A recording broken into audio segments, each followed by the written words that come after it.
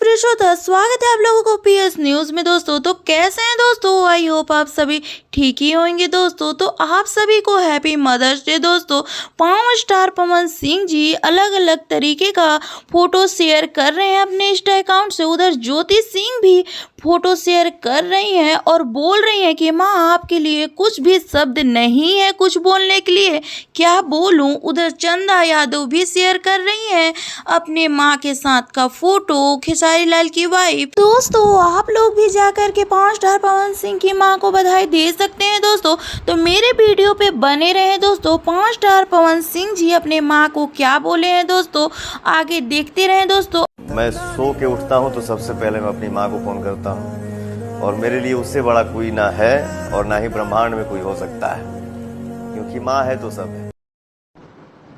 तू ऐसे दुखी हो तो फिर हम टूट जाए भाई। मेरी माँ हंसेगी तो फिर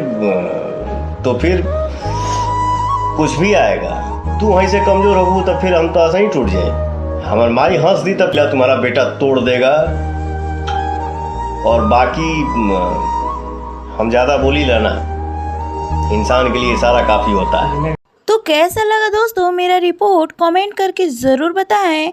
और मेरे चैनल पे नए हैं तो सब्सक्राइब कीजिए, लाइक कीजिए दोस्तों, ज़्यादा से शेयर कीजिए दोस्तों। फिर मिलते हैं अगले रिपोर्ट के साथ। Bye bye, take care.